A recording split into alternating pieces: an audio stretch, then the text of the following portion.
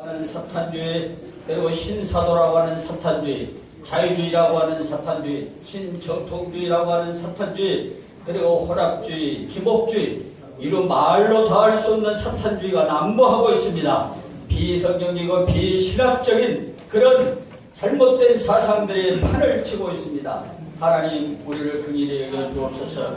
우리에게 바른 진리를 알게 하시고 바른 역사를 알게 하시고 바른 정치성을 확립할 수 있도록 크신 권능과 은혜를 더하여 주시옵소서. 이 시간에 강의를 맡아 수고하실 교수님의 큰 능력과 영역을 더하여 주시고 오직 하나님께서 붙잡아 주셔서 참된 진리만이 증거할 수 있는 복된 시간이 되게 하여 주옵소서. 그리고 주 예수님 이름 받들어 감사 기도 올려옵나이다.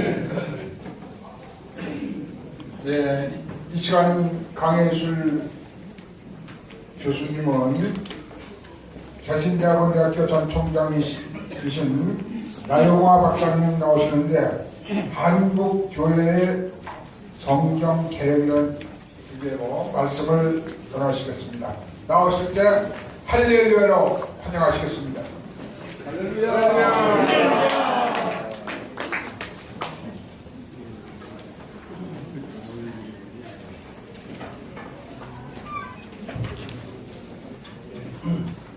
할렐루야는 하나님께 돌려드리고 강의 먼저 시작하겠습니다.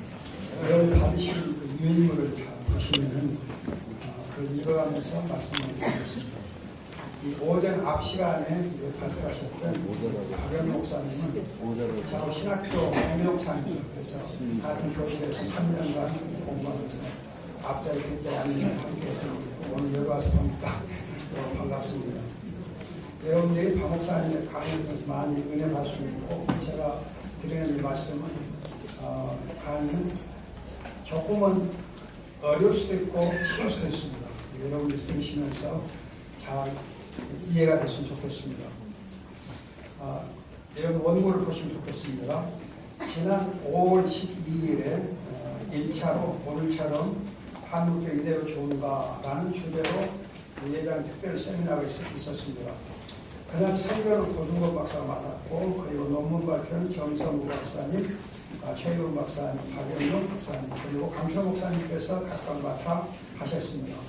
설교를 맡은 고등건 박사는 라이프 신학대학 부총장은 종교다원주의와 종교대화주의로 말미암아 기독교의 절대 가치가 상실된 위기에 있다고 했습니다. 이는 모든 종교인들, 심지어 무종교들까지도 하나님의 익명의 자녀들, 소위 어노니머스 크리스천스 이기에 전도나 개종의 대상이 아니라고 종교다원주의가 보기 때문에 문제가 있다고 이렇게 강조하신 바 있습니다. 이어서 강의를 맡았던 정성우 박사님, 한국칼빈주의 연구원장은 끝나지 않은 교회의 개혁이라는 주제로 언급하기를 현재 종교다원주의 환경에서는 종교개혁이라는 용어보다는 종교개혁이라고 하는 것이 좋겠다고 하셨습니다. 참고로 말하자면 칼빈에 지어서 기독교 강요에는 기독교만이 유일한 종교이고 또 종교는 신앙, 종교로 정의되어 있습니다. 그리고 장 미클레프나 양 호세, 루터, 칼빈이 강조한 대로 절대 무한 하나님의 말씀 성경으로 돌아가 교회를 끊임없이 개혁해야 한다 이렇게 말씀한 것입니다. 그러면서 주기철과 손양 목사 같은 분들이 오늘의 교회 개혁의 견인자가 되기를 간절하게 희망한 바 있습니다. 최근 최희 법원 박사님, 서울신학대학교 전 총장께서는 한국교회 연합의 일체 운동의 소거라는 주제로 교회의 도덕성과 사회적 기여도를 언급했습니다. 그는 교회의 존재 목적을 상향, 업그리치, 공동체의 내향, 곧 훈련과 양육, 그리고 외향, 곧 전도와 봉사를 규정하고 교회가 한국 사회에서 정치적인 사회 문화 등 여러 분야에서 화해자 역할을 감당해야 할 것을 강조했습니다. 또 합동신학대학원대학교 명예교수님 박영용 박사의 경우는 종교개혁 정신을 펴고 가자는 주제로 한국교회가 처음부터 하나님의 무한 말씀 성경을 사랑하고 또 공부한 것이 한국교회 부흥의 밑거름이 되었다고 전제하였습니다. 그는 초대 선교사였던 언더우드와 아펜셀러가 19세기 말과 20세기 초 3대 칼빈주 신학자인 카이트와 워필드, 바빙크와 거의 동시대 인물이었음을 상기시켰습니다. 그리고는 근대 한국교회가 성경을 많이 가까이 한 것 같으나 사실상 성경의 중심 사상으로부터 멀어져 있고 성경보다는 주관적, 영적 경험을 중시하는 경향이 있다고 기대가 있습니다. 그런 예배와 경건 회복을 목회자 자신부터 할 것을 제안한 바 있습니다. 그리고 교회연합신문 발행인 강춘호 목사님께서는 한국교회 2단 연구 패러다임이 바뀌어야 한다는 주제로 오늘의 한국교회가 동물의 왕, 곧 강한 자가 약한 외톨이를 희생물로 삼아 죽이는 왕과 같은 이제 2단 사냥 노름의 함정에 빠져 있다고 진단했습니다. 그에 의하면 조작된 2단 시비로 인하여 한국교회가 분열된 아픔을 당하고 있다 했습니다. 지난번 특별 세미나의 맥을 이어서 오늘 한국교회의 성경개혁이라는 주제 아래 바른 신학과 바른 성경 개혁을 통한 한국 장로교회의 개혁을 부분적으로 다루고자 합니다. 이와 관련해서 한국의 장로교회가 신학의 기본을 재인식해야 하는 문제, 루터와 칼빈 신학을 재발견해야 하는 문제, 성경적 계시관을 바르게 정립하고 성경을 바르게 번역하는 문제, 그리고 WCC 신학이 어떤 점에서 변질되고 왜곡되는가를 알아야 하는 문제 등을 순서대로 여러분들에게 말씀드리고 합니다. 첫째, 한국 장로교회 신학의 기본을 재인식할 필요가 있다 하는 제목입니다. 한국 장로교회, 특히 전통적인 신학과 신앙을 자랑하고 있는 한국의 보수형 장로교회는 성경과 칼빈의 신학과 웨스트민스터 신앙 고백을 3대 기초로 삼고 있습니다. 그런 까닭에 이 3대 기초의 핵심이 무엇인지를 바르게 재인식할 필요가 있습니다. 우리가 이제 지금 사실 장로교회는 성경이 원 자료이고 두 번째는 칼빈 신학, 그리고 칼빈 신학의 근거에서 만들어진 웨스트 신학 고백서, 이 세 가지가 사실 3대 기초입니다. 그래서 제가 보기에는 이 성경에 대한 신학적인 이해가 신학교가 얼마나 깊이 있는가, 또 칼빈의 신학을 얼마나 알고 있는가, 또 웨스트 신학 고백서를 얼마나 알고 가르치고 있는가, 본 신학교마다 문제가 심각합니다. 그래서 제가 이 부분에 대해서 말씀을 드리고 싶습니다. 성경 핵심 진리의 주제, 성경 가운데 구약을 대표하는 것은 창세기고 신약의 경우는 로마서입니다. 창세기와 로마서에 의하면 성경 핵심 진리의 주제는 창조, 타락, 구원입니다. 창조의 경우 창세기 1장은 창조적 하나님 시간과 공간과 함께 우주를 그의 영광의 대극장으로 지으시고 인간을 하나님 형상으로 만드시어 관리 대행하고 청지기로 삼았습니다. 청지기로서의 인간은 하나님의 시간표와 계획표에 따라서 자연을 품어주고 잘 되게 해야 하는 직분을 하나님께로부터 받았습니다. 창세기 1장 28절입니다. 그런데 창세기 1장 28절 정보가 다스리다는 이 말은 2장 17절에 경작시키다와 관련된 이해해야 하는데, 경작하다는 이 단어가 히브리어에서는 사실은 예배하다는 단어입니다. 그리고 이제 예배하다, 섬기다 단어이고, 또 이 지키다고 하는 말은 이제 말씀을 순종한다는 뜻이 있습니다. 그렇기 때문에 사실 창세기 1장 28절에서 말하는 이제 정복하고 다스리다는 이 말은 예배하고 말씀을 순종하라는 말을 함축하고 있습니다. 그러나 이제 그런 의미를 이해하지 못하고 1장 18절을 그냥 무조건 이제 자연을 정복하는 문제, 또 그렇게 자연을 이렇게 분림하는 그런 식으로 이해를 했기 때문에 사실 자연을 파괴하는 환경이 이제 파괴로 생겨난 것입니다. 2장 15절과 연결되지 아니함으로써 오는 그런 문제가 심각하다는 것을 우리가 이해할 필요가 있습니다. 또 이제 이 에덴의 동산은 하나님이 사람을 만나 교제하는 성소이고, 생명나무와 선악과는 하나님의 언약의 수단이며, 안식일은 성소에서 하나님을 예배하며 안식을 누리는 날이고, 가정은 안식처로서 안식의 체험 현장이고 안식을 누리는 기본 단위입니다. 여러분들이 이제 하나 아실 것은 창세기 1장의 창조주는 엘로힘이라고 해서 그냥 하나님입니다. 그러니까 2장 4절 이하에서는 그 하나님은 여호와 하나님입니다. 1장에 말한 하나님 그냥 창조주시고 2장 4절 이하 여호와 하나님 언약의 하나님 가르치는 언약의 하나님. 그리고 2장 언약의 관점에서 창조사를 이해해야 됩니다. 따라서 이제 에덴 동산은 단순한 동산이 아니고 하나님이 임재하신 하나님이 자기 백성과 교제하시는 하나님의 성소가 바로 에덴 동산입니다.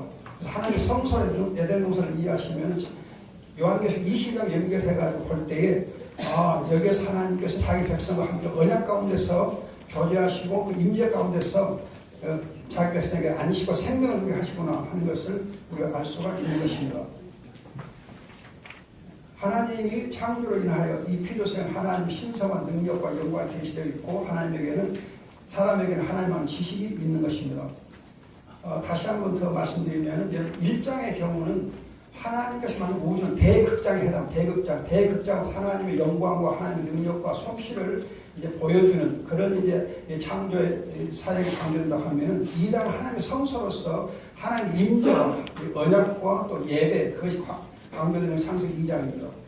그래서 창세기 3장에 대한 배경이 창세기 2장입니다. 그래서 2장을 이해 못하고는 3장을 이해할 수 없습니다. 3장, 2장 분리시켜 생각하기 때문에 3장에 대해서 우리가 핵심을 놓치고 있다 볼 수 있습니다. 타락과 관련해서는 원죄의 성격을 깊이 알고 죄의 조성된 사탄과 죄의 해결책이자 해결된 여자의 후손 곧 그리스도라고 하는 예수님의 새 직분을 알아야 합니다. 여기서 제가 하나 더 짚고 넘어갈 것은 여자의 후손이라고 하는 이 단어에 대해서 후손의 단어는 이제 히브리 제라라는 단어인데 이건 시로도 번역이 되는데 이 단어는 집합명사입니다. 집합명사이기 때문에 복수의 단수입니다. 그래서 단수로 볼 때 예수 그리스도이고 복수로 볼 때 예수 그리스도의 사람들, 즉 그리스도를 얘기합니다. 따라서 여러분 우리가 이제 예수 그리스도께서 보면 사탄을 십자가에서 무장 해제하신 것이 있어요. 골로새 2장 15절입니다. 거기 보면 십자가로 사탄을 이기셨다고 되어 있습니다. 그러면 여러분 예수 그리스도가 사탄을 이기느냐? 아니면 아니고 그건 아니고 예수 그리스도의 사람들도 사탄을 이렇게 이길 수 있는 권세가 있습니다. 그 점을 한국에 놓치고 있습니다. 그렇기 때문에 제라라고 하는 이 단어를 단수로 보기 때문에 메시아가 끝나버립니다. 그러나 복수로 보게 될 때는 메시아이신 그리스도의 사람들도 그리스도 지체들도 사탄을 이길 수 있는 권세가 있다는 사실을 같이 알 수 있습니다. 이런 부분은 이제 여러분 혹시 이제 김유현 교수가 번역한 그리스도와 계약신학의 책이 있는데 거기에 이제 팔로 로버슨슨 책에 잘 설명이 있습니다. 벌써 이 부분은 1970년대부터 구약신학계에서 이미 해석되어 있는 해석입니다. 이 부분을 한국에 놓치고 있습니다. 자, 그래서 여러분들이 그가 어떤 점에서 예수 그리스도가 이제 복음이시며 그를 통해서 어떻게 하나님의 나라가 이 땅에 세워졌는가를 또한 알아야 합니다. 특히 하나님의 나라가 종말론적으로 어떻게 시작되었고 그리스도의 재림 및 최후의 심판과 함께 어떻게 완성되는 것을 바르게 이해해야 합니다. 예수님의 말씀에 의하면 하나님의 나라는 그의 의의 실정과 함께 이루어집니다. 그러게 하나님이 아브라함을 택하여 부르신 것도 정의와 공의를 행하도록 하기 위함이었다라고 창세기 18장 19절에 되어 있으며 여기서 한 가지 또 이런 말씀드리고 싶은 것은 한국 교회는 종말에 대해서 이해가 부족합니다. 종말에는 말세가 내세가 있습니다. 그런데 말세와 내세 구별하지 않냐고 그냥 내세 지한주의입니다. 종말은 그 내세만 얘기합니다. 개인 사후의 이제 세계하고 그리스도 재림 이후의 세계 내세만 얘기합니다. 그러나 말세는 여러분 예수 그리스도 일단 오셔서 이미 시작된 말세입니다. 따라서 말세와 관련하면 시작된 하나님의 나라가 강조돼야 되고 내세를 이야기하면 영원한 하나님의 나라 천국이 강조돼야 됩니다. 이런 구별을 못하기 때문에 이 땅에 시작된 하나님의 나라를 우리가 놓쳐버립니다. 또 이제 마태복음 16장 33절 하나님의 나라와 그의 의를 구하라 되어 있습니다. 다시 말하면 의가 하나님의 나라를 없습니다. 그런데 우리 하나님의 나라만 얘기하고 의는 얘기하지 않습니다. 이 의라는 단어 법과 관련된 단어입니다. 법이 없이는 나라가 없습니다. 여러분들이 아시는 대로 이제 헌법이 없이는 우리나라가 세워질 수 없어요. 그러니까 재헌들이 먼저 정부 수립이 그 다음에 있어요. 교회도 마찬가지예요. 여러분 법이 있고 교회가 있는 거거든요. 그런데 우리는 하나님의 나라에서 법이면 하나님의 나라, 의가 하나님의 나라, 저주는 하나님의 나라를 얘기하다 보니까는 보수 교회가 저주 문제에서 너무 이렇게 소홀해졌다 하는 것이 제가 생각하는 관점입니다. 그래서 여러분들이 이제 정말 말세에 대해서 깊이 이해해야 되고 내세와 말세를 구별하면서도 그 안에 이중적인 종말론을 이해하게 되면 훨씬 하나님을 이해하는 도움이 됩니다. 하나님의 의는 이제 잠언에 따르면은 정의, justice와 공의, righteousness와 공정, fairness 또는 equity가 있습니다.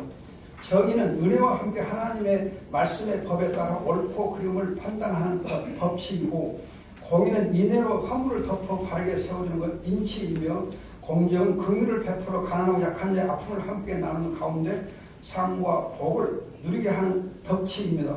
그래서 시편 103편 6절로 8절에 보면 공의와 정의가 긍휼, 인애와 함께 언급되어 있고 잠언은 긍휼을 베풀어 공정을 실천하는 것을 강조합니다. 사실상 은혜는 죄를 이겨내는 하나님 앞에 바로 서게 하는 사랑이고 인애는 변함없는 언약적 사랑으로 허물을 덮어주며 인내하며 용납하는 사랑이며 긍휼은 힘없고 가난한 자와 아픔을 함께 나누는 깊은 속정으로 하나님 앞에서 함께 사는 사랑이 바로 긍휼입니다. 이러한 이제 은혜, 인애, 긍휼에 대한 깊은 이해와 이걸 연결해서 정의, 공의, 공정을 함께 아울러 이해할 때에 하나님의 나라를 제대로 이해할 수 있습니다. 그런데 우리 한국 교회가 이 부분에 대해서 깊은 이해가 너무 부족합니다.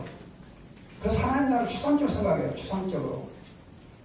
하나님을 임하게 하옵소서 하면서도 이 개념 자체가 없기 때문에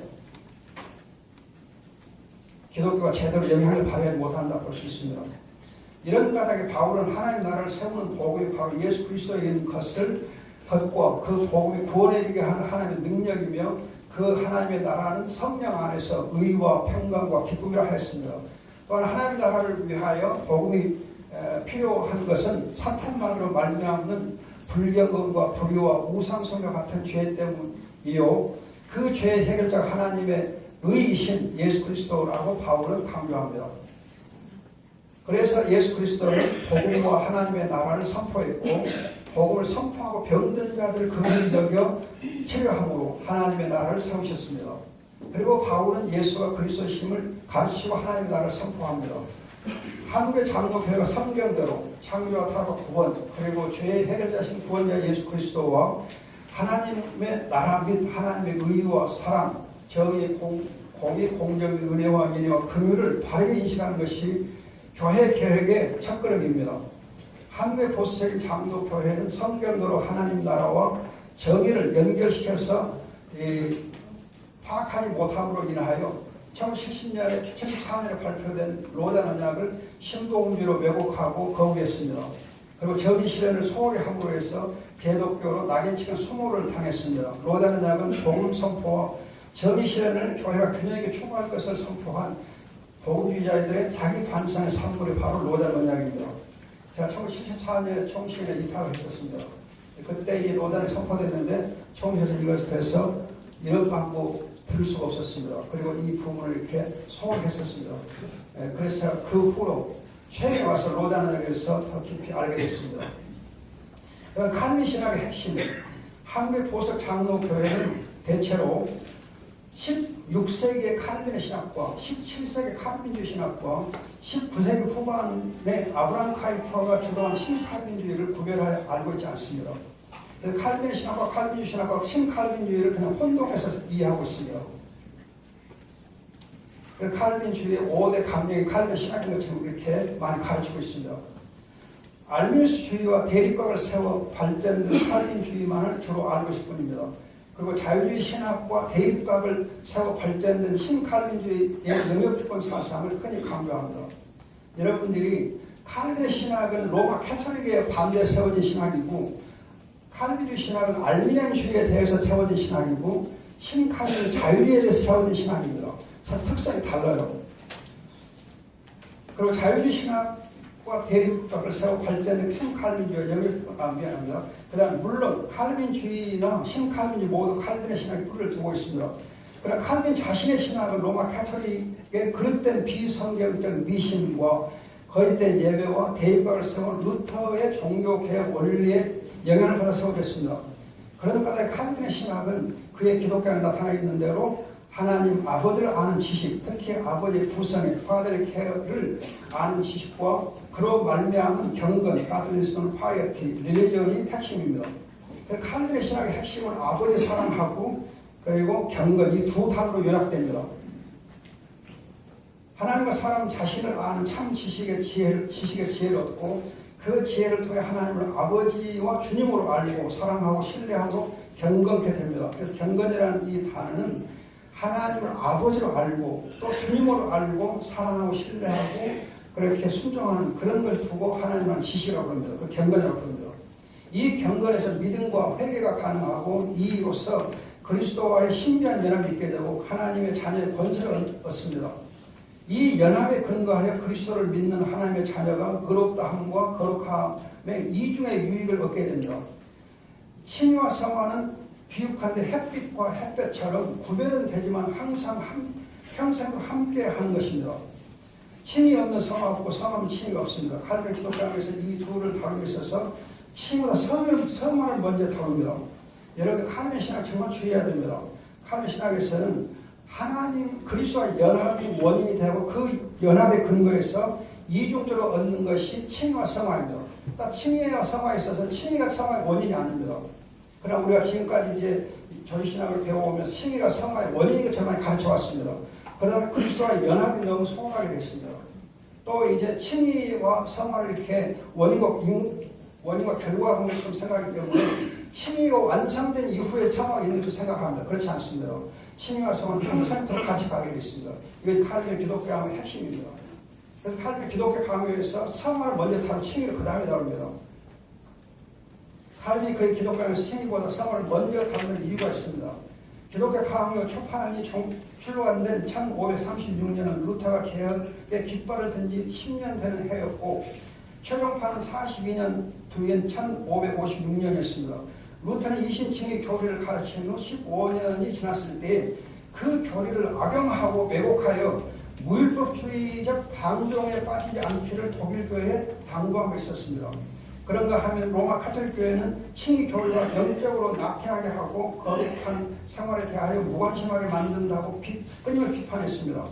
이 같은 루터의 정보와 로마 카톨릭 교회의 비난을 염두에 두고 칼빈이 성화를 칭의보다 먼저 그리고 훨씬 많은 분량을 할애해서 기술했습니다. 뿐만 아니라 칭의를 선을 연결되어서 칭의는 사람의 인격뿐만 아니라 행위까지도 포함시켰습니다. 무슨 말이냐면 여러분들이 우리가 의롭다는 칭함받을 때 내 개인의 인격적인 면에서만 칭의를 받는 거 아니고 우리가 행하는 행위까지도 하나님 의롭다 칭하시고 그래서 우리가 행하는 일들이 하나님 앞에 의롭다함을 받음으로 상급의 원인이 되는 것입니다. 다시 말해서 칼빈은 살아있는 참된 신앙과 증거로 선행을 언급함으로써 믿음과 선행을 분리시키지 아니했습니다. 또한 칼빈은 믿음의 본질상 구원의 확신이 있다는 사실을 강조했고 그 확신이 흔들리지 않도록 신앙의 성장을 독려하고 평생에 걸친 회개의 필요성을 가르쳤습니다. 이로써 하나님의 자녀로서 경건하여 그리스도의 원전적 그리스도의 그리스도와 온전하게 연합되어서 의로움과 거룩함으로 하나님을 예배하게 된다는 사실을 칼빈이 강조함으로써 로마 카톨릭 교회에서 미신과 거짓 예배를 거부했던 것입니다. 오늘의 한국의 보수적 장로교회가 칼빈 신학을 바르게 재인식할 때 경건의 능력과 구원의 확신과 참된 예배를 회복할 수 있을 줄 믿습니다. 제가 시간이 벌써 이제 상당히 시간이 지났기 때문에 제가 간략하게 몇 점만 설명해 드리겠습니다. 웨슬리 신앙 고백의 핵심은 여러분이 읽어보시면 알겠지만 그 신앙 고백의 성경관에 있어서 장르하게 오해하고 있는 것이 있습니다. 웨슬리 신앙 1장 1항에서는 성경의 계시의 방식이 중단도 됐지 계시 자체 중단도 한 일이 없습니다. 계시는 계시 방식이고 계시 수단이 있습니다. 방식의 경우 구약의 방식, 신약의 방식이 있습니다. 그리고 이 수단의 경우는 특별 계시 수단이 있고 일반 수단이 있습니다. 그러면 구약의 계시 수단 방식은 중단됐지만은 이제 신약의 계시 곧 예수 그리스도는 중단이 없습니다. 또 계시 방식에 수단에 있어서 특별히 수단은 신약 예언 이적입니다. 또 일반의 방식은 이제 자연과 우리 인간의 역사와 본성입니다. 이것들은 이런 중단되지 않습니다. 계속 있습니다.